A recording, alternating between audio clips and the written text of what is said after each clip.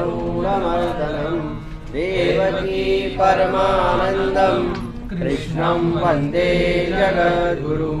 गुरुर्ब्रह्मा गुरुर्विष्णु गुरुर्देवो महेश्वरा गुरु साक्षात् परब्रह्म तस्मै श्री गुरुवे नमः। मूकं करोति वाचालं पंगुं लघयन्ति गिरिं यत्कृपातमहं वन्दे परमानन्दमाधवं। नारायणं नमस्कृत्यं नरं चैव नरोत्तमं देवी सरस्वतीं व्यासं ततो जयमुदीरयेत्।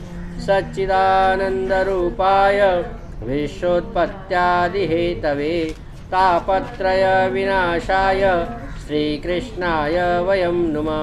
यं प्रव्रजन्तम् अनुपेतपेतकृत्यं द्वैपायनो विरह कातर आजुहाव। पुत्रेति तन्मयतया तर्वोऽभिनेदु स्तं सर्वभूतहृदयं मुनिमानतोऽस्मि। अचतुर्वदनो ब्रह्मा द्विबाहो परो हरि आभाललोचनः शम्भु भगवान् बादरायण। कस्तूरी तिलकं ललाटपटले वक्षस्थले कौस्तुभं नासाग्रे वरमौक्तिकं करतले वेणुः करे कङ्कणं। सर्वाङ्गे हरिचन्दनं सुललितं कंठे च मुक्तावली। गोपीस्त्री परिविष्टतो विजयते गोपालचूडामणि। जन्मादस्य यतो अन्वयादितरतश्चार्थेश्च विज्ञस्वराट् तेने ब्रह्महृदाय आदिकवये मुह्यन्ति यत्सूर्य। तेजो वारिमृदां यथा विनिमयो यत्र त्रिसर्गो मिषां धाम्ना श्वेत सदा निरस्तकुहकं सत्यं परं धीमहि। अहमेवासमेवाग्रे नान्यत् सत्सत्परं पश्चादहं यदि तच्च यो वशिष्ये सशोष्म्यहम्। ऋतार्थे यत् प्रतीयेत न प्रतीयेत चात्मनि तद्विद्यादात्मनात्मानो मायां यथा भासो यथा तमः। यथा महान्ति भूतानि भूतेषश्चावचनेषु च प्रविष्टान्यप्रविष्टानि तथा तेषु न तेष्वहम्।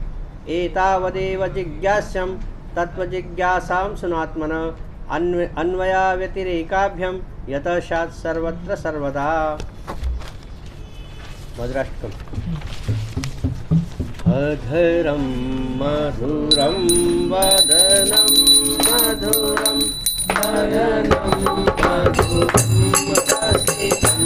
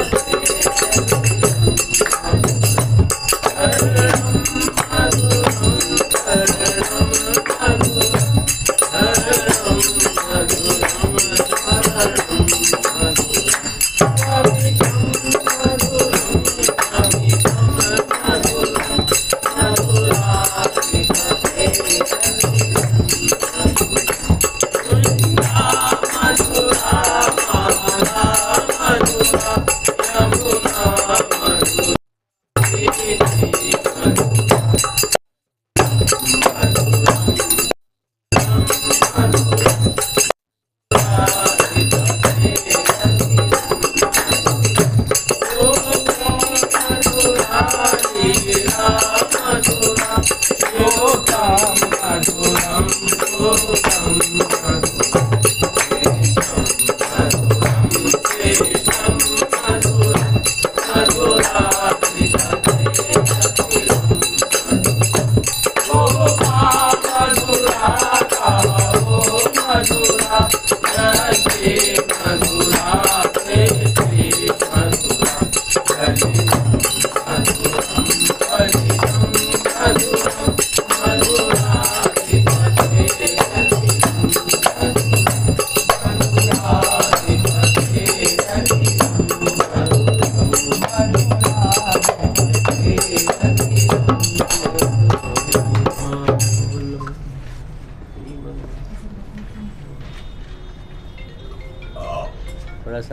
संकीर्तन दे रहे।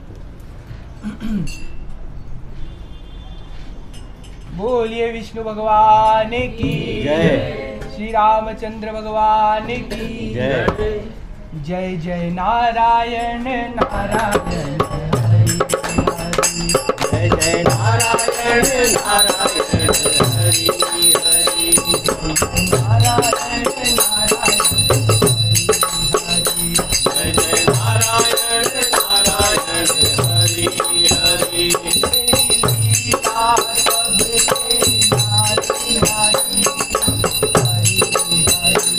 तेरी लीला सबसे न्यारी न्यारी हरि हरि। तेरी महिमा सबसे प्यारी प्यारी हरि हरि। तेरी महिमा सबसे प्यारी प्यारी हरि हरि। जय नारायण नारायण हरि हरि। जय जय नारायण नारायण हरि हरि। नारायण नारायण हरि हरि। नारायण नारायण हरि हरि। तेरी महिमा सबसे न्यारी न्यारी तेरी महिमा सबसे न्यारी न्यारी हरि हरि। ओ प्रभु महिमा सबसे प्यारी प्यारी हरि हरि। तेरी महिमा सबसे प्यारी प्यारी हरि हरि। श्री राम जय राम जय जय राम। श्री राम जय राम जय जय राम। बोलो श्री राम जय राम जय जय राम। श्री राम जय राम जय जय राम। श्री राम जय राम जय जय राम। श्री राम जय राम जय जय राम। श्री राम जय राम जय जय राम। श्री राम जय राम जय जय राम। श्री राम जय राम जय जय राम। श्री राम जय राम जय जय राम। बोलो श्री राम जय राम जय जय राम। श्री राम जय राम जय जय राम। गोपाल नारायण गोविंद गोविंद गोपाल नारायण गोविंद गोविंद। गोपाल नारायण गोविंद गोविंद। गोपाल नारायण गोविंद गोविंद। गोपाल नारायण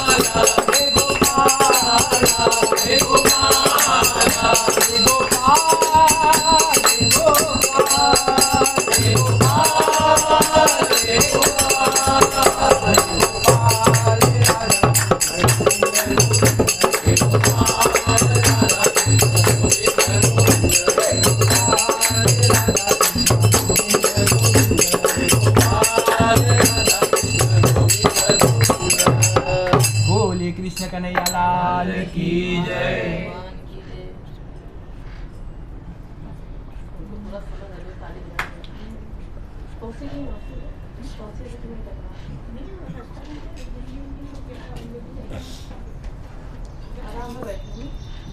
आज हम लोगों का भागवत सप्ताह का 5वां दिवस है। हम जो गति चाहिए वो गति हमारे पास नहीं है। हम थोड़ा सा स्लो है, स्लो नहीं है, समय का अभाव है और विषय बहुत गहरा है। और 100 बातें जानने से अच्छा, 100 कथाएं जानने से अच्छा एक कथा जानो, लेकिन उसको पूरी अच्छी तरह से जानना चाहिए। ऐसा मन में ध्येय रखकर हम चल रहे हैं, बराबर। तो असल में भागवत कथा का नियम ऐसा है कि चौथे दिन का जब मतलब चौथे दिन की समयावधि जब पूरी होती है तब तक भगवान श्री कृष्ण का जन्म हो जाना चाहिए था, ऐसा उसका नियम होता है। लेकिन आज हमारा 5वां दिन है और विषय बहुत बचे हैं। ठीक है, जो भगवान कराएंगे वो करेंगे हम, क्योंकि अपनी इच्छा से होता नहीं। आपन सोचा होत नहीं, हरि सोचा तत्काल, बराबर। जो भगवान परमात्मा चाहते हैं वही होता है। और क्या है, विषय को छोड़ना जो है ना, ये भी शास्त्र की दृष्टि से अपराध माना गया है कि वो सब छोड़ छोड़ के भी नहीं चलता, विषय लेना चाहिए। इसीलिए तो उसमें मतलब दिया गया है ना, आखिर उसका क्रम क्यों बनाया गया, विषयों का क्रम होता है कि वो क्रम को मतलब ऐसा नहीं ना कि हम अगर मतलब स्कूल जा रहे बैठे पढ़ने के लिए तो खाली लास्ट का चैप्टर पढ़ के, अब तो लास्ट का चैप्टर पढ़ने से नहीं, पूरा पढ़ना चाहिए। कल हमने भागवत का सार 5वां अध्याय जो था कि अंतमति सागति, उस पर हम लोगों ने चिंतन कर लिया था। राजा भरत का चरित्र हमने देखा था। राजा भरत के चरित्र में हमको ये पता चलता है कि व्यक्ति जिस चीज़ का चिंतन करता है उसी के अनुसार उसकी गति होती है, इसलिए प्रयत्न करना चाहिए। असल में क्या है ना, हमारे पास विकृतियाँ बहुत आ रही है, हम अपनी संस्कृति छोड़कर विकृति में फंसते चले जा रहे हैं। संस्कृति कैसे छोड़ रहे हैं, हमारी संस्कृति गो पालन वाली है और हम कुत्ता पाल रहे हैं, बराबर ना। कुत्ता नहीं पालना ऐसा नहीं है, कुत्ता नहीं पालना ऐसा नहीं है, लेकिन कुत्ते की जगह हमारी संस्कृति में दरवाजे पे थी, घर में नहीं थी। आज कुत्ता घर में है, बेडरूम में है, बराबर। मालिक और कुत्ता एक ही थाली में खा रहे हैं। मतलब कोई भी शुचिता जिसको कहा जाता है, जो धर्म के जो 4 मुख्य पैर हैं उसमें शुचिता एक पैर है धर्म का, कि कितना पवित्र होना चाहिए, कितना पवित्र होना चाहिए। क्या हम उस पवित्र का पालन कर पा रहे? नहीं कर पा रहे, बराबर ना। पहले किसी के घर पे जाओ तो द्वार पर गाय बंधी होती थी, गाय को नमस्कार किया, गाय की तरफ देख लिया तो भी क्या है कि सर्व पाप का नाश हो जाता था। अब सबके दरवाजे पे कुत्ता बंधा हुआ है और बाहर गेट पे लिखे रहते कुत्तों से सावधान। अब वो पता ही नहीं चलता घर में आदमी है कि कुत्ते हैं, बराबर। एक बार क्या होता है, एक गृहस्थ के यहाँ एक मेहमान आते हैं, मुंबई के गृहस्थ थे, एक फैमिली थी मुंबई की, उनके यहाँ एक उनका गेस्ट आता है। तो गेस्ट आता है तो उनके घर में कुत्ता दिखता है। कुत्ता जैसे ही घर में प्रवेश करता तो कुत्ता बैठा था, तो वो उनको पूछता है कि तुमचा कुत्रा चावत नाही ना? तो बोलता ना है। तो आता है, वो आदमी बैठता है और जैसे ही बैठता है वैसे ही कुत्ता काट लेता है उसको। तो बोलता है काय बोलता, तुम्हाला विचारलं मी कुत्रा चावतो का नाही तुमचा, आणि कुत्रा चावला मला, तुम्ही नाही बोलले। तो बोलतो हो आमचा कुत्रा नाही, हो आमचा आतमध्ये बसला, हा बाहेरून आला है। ये हालत हो चुकी है। मतलब हम लोग कैसा है ना, अब एकदम विकृत दिशा में जा रहे हो। आज हमको जिस महान चरित्र पे, भगवान विष्णु का एक अवतार है कपिल भगवान का, उनके जीवन पे थोड़ा सा मतलब चिंतन करते हैं। कर्दम ऋषि थे, भगवान ब्रह्मा के मानस पुत्र थे कर्दम ऋषि। कर्दम ऋषि थे, वो बहुत तप कर रहे थे, वो तप कर रहे थे। तो मनु और शत्रुपा, जिनके हमने देखा 5 संतानें थी, 3 कन्या और 2 पुत्र। प्रियव्रत और उत्तानपाद 2 संतान थी। देवहूति, आकुति और प्रसिद्धि 3 मतलब कन्याएं थी उनकी। तो देवहूति का विवाह भगवान ब्रह्मा ने कहा कि आप अपनी ज्येष्ठ पुत्री का विवाह, मनु से कहा अपनी ज्येष्ठ पुत्री देवहूति का विवाह आप मतलब कर्दम ऋषि से कीजिए। तो ये कर्दम ऋषि के पास आते मनु और शत्रुपा अपनी बेटी का रिश्ता लेकर, तो और देवहूति को साथ में लाए रहते हैं। तो कर्दम ऋषि ने आसन दिया है तीनों को, बराबर, तीनों को आसन दिया है। मतलब किसको दिया? मनु को दिया, शत्रुपा को दिया और देवहूति को, तीनों को आसन दिया।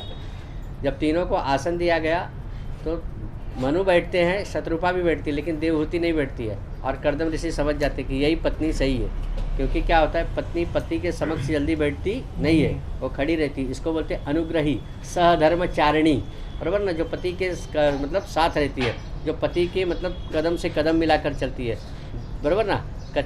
पत्नी क्या है? पत्नी जो है पति का आधा अंग है, बराबर, और उसके लिए उसको अर्धांगिनी कहा जाता है। सहधर्मचारिणी ये हमारे यहाँ दिया गया है। पत्नी की परिभाषा क्या दिया गया? प्रतिनो यज्ञ संयोगे, जो अपने पति को यज्ञ में सहाय करती है उसको कहते हैं पत्नी, अन्यथा वो सब बीवी है। अगर ये सब नहीं है तो क्या है? बीवी है, लेकिन पत्नी नहीं है। पत्नी की एक परिभाषा है, जो पति को पतित होने से बचाती है उसको बोलते हैं पत्नी, बराबर ना। तो ऐसी सब उसकी परिभाषाएं दी गई हैं। तो इन सब चीज़ों को हमको मतलब ध्यान देना है। तो देवहूति का और कर्दम ऋषि का मतलब विवाह होता है। विवाह के बाद ये फिर तप करने लगते हैं, फिर सुबह उठते हैं, बैठ के मतलब साधना करते हैं, समाधि लगाते हैं, अपना मतलब गायत्री जाप सब मतलब जो उनका पाठ मतलब ग्रंथ का अभ्यास सब ऐसे करते रहते हैं। और इतनी साधना में लीन रहते हैं कर्दम ऋषि, कैसे 12-13 वर्ष बीत जाते हैं और उनको मतलब भान ही नहीं रहता है कि मैं विवाहित हूँ, मेरा गृहस्थ जीवन भी है। एक दिन, और ये भी इतनी पति पारायण थी कि इसने कभी कर्दम ऋषि से कोई शिकायत नहीं की, बराबर ना। इसने कभी अपने पति से कोई शिकायत नहीं किया देवहूति ने। एक दिन कर्दम ऋषि ने देखा कि मतलब एक हाथ उनके समक्ष आता है भोजन की थाली लेकर, और अचानक उनका ध्यान उनकी तरफ जाता है तो बोलते कि देवी आप कौन हो? तो बोलते मैं आपकी पत्नी हूँ, मेरा आपके साथ विवाह हुआ है। इतना मतलब वो भगवान के चिंतन में डूबे थे। तो बोलते कि मैं क्षमा चाहता हूँ कि मैंने तुमको संसार का जो सुख था कुछ भी नहीं दिया, तो आपकी क्या इच्छा है, आप जो मुझसे वरदान चाहती हो मांगो। तो बोलते नहीं, मुझे कोई वरदान नहीं चाहिए, मुझे मतलब हमारी गृहस्थी की मतलब आगे बढ़नी चाहिए, तो मुझे एक पुत्र की इच्छा है। तो बोलते ठीक है। अब योग बल से वो स्वयं को मतलब स्वस्थ करते हैं, मतलब जवान होते हैं और देवहूति को लेते, आवाहन करते हैं एक पुष्पक विमान का। उस पुष्पक विमान में ये लोग 100 वर्ष तक विचरण करते हैं, 100 वर्ष तक। कौन? देवहूति और कर्दम ऋषि। वहाँ पे उनको 9 कन्याएँ हुई हैं, जिसमें अरुंधति है, बराबर। तो अलग अलग ऐसी 9 कन्याएँ हैं, तो उनका मतलब अलग अलग ऋषियों के साथ विवाह हुआ है। किसी का मतलब जैसे अरुंधति किसकी पत्नी थी? तो वशिष्ठ की पत्नी, बराबर। वशिष्ठ ऋषि की पत्नी अरुंधति। ऐसे 9 कन्याओं का अलग अलग ऋषियों के साथ उन्होंने विवाह किया है। तो वो बोले कि ठीक है, अब देवी आपकी इच्छा पूरी हो गई, आपको मतलब संतान मिल गई, अब मैं जाता हूँ। बोले नहीं, ये पुत्री थी, इनका अभी कन्यादान भी आपने कर दिया, लेकिन पुत्र चाहिए। तो फिर मतलब उनको एक पुत्र होता है, और वो पुत्र थे भगवान विष्णु का अवतार कपिल भगवान। ठीक है, कपिल भगवान जो है ना, ये सांख्य शास्त्र के प्रणेता है। सांख्य का मतलब, सांख्य का मार्ग होता है निवृत्ति का मार्ग, ज्ञान का मार्ग। सांख्य शब्द का समानार्थी शब्द क्या है? ज्ञान, बराबर। निवृत्ति का मार्ग। 2 शब्द हमारे यहाँ संस्कृति में आए हैं, एक है प्रवृत्ति और एक है निवृत्ति, बराबर। प्रवृत्ति और निवृत्ति का समन्वय जो होता है उसको बोलते हैं गृहस्थ जीवन। जैसे अभी कोई वीणा वादक रहता है ना, वीणा वादक, वीणा वादक जो है, अगर वीणा के तार को ढीला कर देगा तो उसमें से स्वर निकलेगा नहीं, और बहुत ज़्यादा कस देगा तो स्वर निकलेगा नहीं। तो क्या है, उसका एक मतलब पॉइंट होता है, मिडल पॉइंट, वो वहाँ तक ही उसको कसा जाता है। उस तार को ना ढीला छोड़ा जाता है ना बहुत ज़्यादा कसा जाता है। ज़्यादा कसने पे वो टूट जाएगा, और ढीला छोड़ देगा तो उसमें स्वर नहीं निकलेगा, बराबर ना। तो उसका मतलब उसको कसते कसते देखा, चेक किया जाता है बीच में, जब स्वर आना चालू हो जाता है तो उसको वहीं पे छोड़ दिया जाता है। तो ऐसे ही गृहस्थ के जीवन में स्वर कब आएगा? गृहस्थी जीवन में स्वर कब उत्पन्न होंगे? आनंद कब आएगा? जब प्रवृत्ति और निवृत्ति का समन्वय होगा। प्रवृत्ति मार्ग हमको क्या, प्रवृत्ति मतलब क्या होता है कि संसार में रहना, इसको बोलते हैं प्रवृत्ति, बराबर ना। लेकिन क्या होता है, हम प्रवृत्ति में इतना डूब जाते हैं ना कि हमको निवृत्ति होना है, हमको निवृत्त होना है इसमें। जैसे कैसा होता है, हम स्कूल जाते हैं ना, स्कूल में क्यों जाते हैं? स्कूल में बंधन है ना, 4 दीवारी, मतलब एक बड़े ऐसे 20-25 कमरे होते हैं, उसके चारों तरफ बाउंड्री मारी जाती है, बराबर। वो स्कूल का बाउंड्री होता है, बाउंड्री के अंदर जाने पे उसको मतलब वो पाठशाला होती है, उसके अंदर जाकर हम पढ़ते हैं। हमने वो बंधन क्यों स्वीकार किया? 4 दीवारों का बंधन हमने क्यों स्वीकार किया? ताकि हम जीवन में बंधन मुक्त हो जाए। बंधन इसलिए स्वीकारा जाता है ताकि व्यक्ति बंधन से मुक्त हो। हम स्कूल में जीवन भर स्कूल में रहने के लिए जाते हैं क्या? नहीं, वहाँ हम जाते हैं, वहाँ के रूल्स और रेगुलेशंस हम स्वीकारते हैं, लेकिन किस लिए? ताकि हम बंधन से मुक्त हो जाएं, बराबर ना। वहाँ हमको ऐसा ज्ञान मिले कि उस स्कूल से हम मतलब फिर बाहर आएँ और हम अपने समाज में रहकर सुंदर और अच्छा जीवन जिए, बराबर ना। तो इसके लिए वो ज्ञान होता है। तो ऐसे ही प्रवृत्ति जो है ना, प्रवृत्ति क्यों है कि निवृत्त होने के लिए। प्रवृत्ति का मार्ग क्यों बताया गया? निवृत्त होने के लिए प्रवृत्ति का मार्ग बताया गया है, बराबर ना। जैसे परिवार जो है ना, परिवार ये परमात्मा का दिया हुआ है। तो हमको परिवार में पत्नी के साथ रहना है, बच्चों के साथ रहना है, पिता के साथ रहना है, माता के साथ रहना है, भाई के साथ रहना है, लेकिन उसमें डूबना नहीं है, बराबर। उसमें रहकर हमको इस बात का सतत ध्यान रहना चाहिए कि हमारे जीवन का लक्ष्य जो है वो भगवत प्राप्ति है। हमारे जीवन का लक्ष्य क्या है? भगवत प्राप्ति है। तो कर्दम ऋषि ने कपिल भगवान ने कपिल भगवान का जब जन्म होता है तो कर्दम ऋषि उनको अपनी माता के पास छोड़कर जाते हैं, देवहूति को छोड़ के जाते हैं। बोलते हैं अब मैं तप करने जाता हूँ, आपकी जो इच्छा थी पुत्र इच्छा आपकी पूरी हो गई। तो वो बोलती कि मुझे जीवन का उपदेश कौन देगा, मुझे जीवन का उपदेश कौन देगा स्वामी? तो बोलते हैं हमारा जो बालक है ना, ये भगवान विष्णु का अवतार है, ये आपको देगा। तो कपिल मुनि ने अपने माता को सांख्य शास्त्र का उपदेश किया है, देवहूति को, बराबर। कपिल मुनि का आश्रम कहाँ है, कोई बता सकता है? गंगा सागर गए कि नहीं? गंगा सागर में कपिल मुनि का आश्रम है।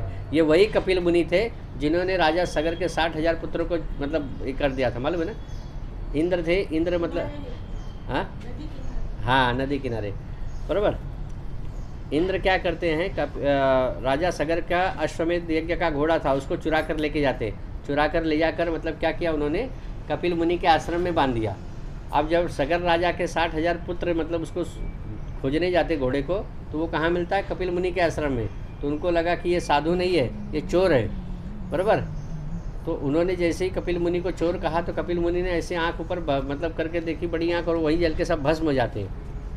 जब भस्म हो जाते हैं तो सगर राजा के आगे का वंश में असमंजस नाम के राजा हुए, वो जाते हैं, मतलब उनके पुत्र, तो वो जाते तो पूछते कैसा, तो बोलते कि अभी इनका एक ही उपाय है, इनकी मुक्ति का एक ही उपाय, क्या, गंगा का मतलब आवाहन करो, माँ गंगा आएगी तो उस गंगा से ही इनको मुक्ति मिलेगी, बराबर। ये समुद्र मंथन की कथा है। कपिल भगवान कहने का मतलब कहाँ थे, ये गंगा अवतरण की कथा थी, जो मैं अभी आपको बताया, ये गंगा अवतरण की कथा थी।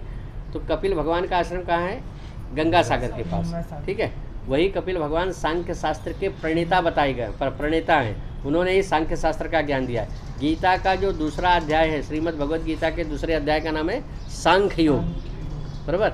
उसमें भगवान ने सब निवृत्ति बताई है, बराबर, कि आत्मा कैसा है, वांसांश जीर्णान यथा विहाय तथा नरोपराणि विहाय जीर्णा, कि ये शरीर जो है ना, आत्मा अजर अमर है। ये शरीर क्या है, वस्त्र है, वस्त्र। जैसे हम लोग वस्त्र धारण करते हैं और वस्त्र फट जाता है तो हम नया वस्त्र धारण करते, वैसे ही ये शरीर आत्मा का वस्त्र है। और आत्मा एक दिन क्या होता है, ये शरीर जब जीर्ण हो जाता है तो आत्मा इसको छोड़ के चली जाती है। आत्मा को क्या, नैनम छिंदंती शस्त्राणी, आत्मा को कोई शस्त्र काट नहीं सकता, और नैनम दहती पावक, न उसको अग्नि जला सकती है, न क्लेदयन तो मतलब उसको जल गला नहीं सकता, न शोषयती मारुता, और वायु उसको सुखा नहीं सकती आत्मा को। तो आत्मा क्या है, आत्मा सतत गतिशील है, एक शरीर छोड़कर वो दूसरा शरीर धारण करती है। इसको बोलते हैं सांख्य शास्त्र का ज्ञान, जहाँ जीवन का सत्य बताया जाता है, बराबर।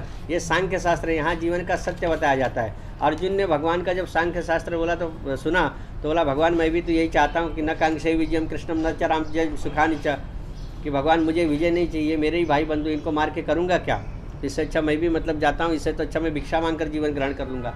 तो भगवान ने अर्जुन को बोला तुझे सांख्य शास्त्र नहीं, तुझे कर्म योग करना है, मतलब जो शास्त्र है ना उसका अनुसरण कर, कर्म का अनुसरण कर। क्या, तस्मादुष्टिष्ठ कौन्तेय युद्धाय कृत निश्चय, उठ खड़ा हो और शुद्रम हृदय दौर्बल्यम तक्तोतिष्ठ परंतप, हृदय की दुर्बलता को छोड़ दे। कहाँ से आ गया तेरे अंदर, और वो गुण कभी आता है मालूम है अर्जुन के अंदर, ये कहाँ से आ गया, कार्पण्य दोष बोलते हैं इसको। ये कार्पण्य दोष अर्जुन के अंदर कैसे आया था, जब अर्जुन 1 साल तक विराट राजा के यहाँ बृहन्नला के स्वरूप में था ना, तो क्या होता है, जैसी संगत होती है, जिस मतलब रंग में हम होंगे वो रंग हमको लगेगा ही लगेगा, बराबर ना। कोयले की खान में कितना भी मतलब आदमी बचने की कोशिश करे तो थोड़ा बहुत दाग तो उसके शरीर पे लग ही जाएगा, है ना। तो ऐसे ही जब बृहन्नला के स्वरूप में अर्जुन ने जीवन का जो 1 वर्ष विराट के यहाँ बिताया है ना, तो उसका परिणाम ये हुआ है कि उसके अंदर वो कार्पण्य दोष आ जाता है। अब वो कार्पण्य दोष निकालने के लिए भगवान ने अर्जुन को 18 अध्याय की गीता सुनाई है, तब जाके वो मतलब पूरा निकलता है। और फिर अर्जुन कहता है कि नष्टो मोहा स्मृतिर्लब्धा तत्प्रसादात मया च्युता स्थितोस्मि गत संदेह करिष्ये वचनम तव, कि हे भगवान परमात्मा, आपके अमृत वचन सुनकर मेरा अंदर जो मोह था ना, मोह वो खत्म हो चुका। आपके अमृत वचनों को सुनकर मेरे अंदर का जो मोह था वो खत्म हो चुका। अब मैं युद्ध का निश्चय लेता हूँ, अब आप जो बोलेंगे मैं वही करूँगा। और फिर भगवान ने जैसा जैसा कहा है अर्जुन ने वैसा वैसा किया है। अब देखो, जीवन का सारथी अगर कृष्ण है तब तो महाभारत का युद्ध सहजता से जीत जाओगे। और कहीं शल्य मिल गया, शल्य मालूम है कौन था, शल्य कर्ण का सारथी था। कर्ण बहुत बड़ा योद्धा था, लेकिन वो बार बार इसको क्या करता था, कर्ण को बोलता था तू अर्जुन के सामने नहीं टिक सकता, तेरे बस का नहीं है। उनका ही मतलब रथ चला रहा है, कर्ण का ही रथ चला रहा है शल्य, और कर्ण को ही बोलता है कि तुम अर्जुन के सामने नहीं टिक सकते, अर्जुन अर्जुन है। तो ये क्या होता था, उससे उनका उत्साह खत्म हो जाता था कर्ण का। तो कर्ण बोलते थे कि उनका रथ कितना पीछे जा रहा है, फिर भी आप मुझे हतोत्साहित कर रहे हो। तो बोलते नहीं, जो सत्य है वो मुझे बोलना पड़ेगा, अर्जुन के सामने तुम नहीं टिक सकते। तो जीवन का सारथी कैसा होना चाहिए, शल्य नहीं होना चाहिए, जीवन का सारथी कृष्ण होना चाहिए, बराबर ना, जो हमको हमारे रथ को सही दिशा में लेके जाए। अर्जुन और दुर्योधन जब भगवान के पास जाते हैं ना, तो उस समय भगवान बोलते हैं कि बोलो तुमको क्या चाहिए। तो अर्जुन को पहला मतलब चांस अर्जुन को ही दिया गया था कि आपको नारायण याद रखना कि एक तरफ मैं रहूँगा और एक तरफ मेरी नारायणी सेना रहेगी, बराबर। और एक बात सुन लो अर्जुन, मैं युद्ध में रहूँगा लेकिन शस्त्र नहीं उठाऊँगा, मैं लड़ूंगा नहीं। तो दुर्योधन मनी मन खुश होता है कि अरे क्या आदमी है, तो शस्त्र भी नहीं उठाएगा, लड़ेगा भी नहीं, तो इनको लेके करूँगा भी क्या मैं, ये नहीं चाहिए मुझे। तो दुर्योधन ने तुरंत उधर क्या किया, बोला कि अर्जुन मेरा छोटा भाई है, इसी को मांगने दो। तो बोलते हैं उधर मांगते हैं ना अर्जुन बोलते हैं कि नहीं, मुझे भगवान आप ही चाहिए, मैं आपके पास सहायता मांगने आया हूँ, नारायणी सेना के पास मैं सहायता मांगने नहीं आया था। और दुर्योधन मन ही मन खुश होता है कि क्या मूर्ख है, इनको कृष्ण को मांग रहा है, इनको लेके क्या करेगा, तो लड़ भी नहीं पाया, लड़ेंगे भी नहीं।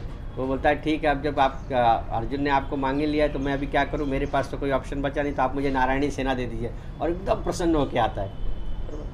तो ये मूर्खता का लक्षण है। नारायण जिसके साथ रहेगा, यत गीता में 700 श्लोक है, श्रीमद् भगवद गीता में 700 श्लोक है, और उसका जो अंतिम श्लोक है श्रीमद् भगवद गीता का वो यही है कि यत्र योगेश्वरः कृष्णो यत्र पार्थो धनुर्धरः तत्र श्री विजयोर्भूति ध्रुवा नीतिर्मतिर्मम। जहाँ जहाँ भगवान कृष्ण होंगे, जिसके रथ पे भगवान कृष्ण होंगे, जिसके जीवन का सारथी भगवान परमात्मा होगा, उसी के जीवन में जय है, उसी के जीवन में श्री है, उसी के जीवन में विजय है। बराबर ना? इसलिए भगवान परमात्मा को अपने केंद्र में रखना चाहिए। मेरे जीवन का सारथी भगवान कृष्ण होना चाहिए, जो भगवान परमात्मा बताएंगे उसी के अनुसार मेरा जीवन होना चाहिए। तो ये कपिल भगवान ने क्या किया, सांख्य शास्त्र का ज्ञान जो है अपनी माता को वहाँ पर दिया है। थोड़ा सा हरिनाम गाएंगे, उसके बाद दूसरा आगे का विषय लेते हैं हम लोग।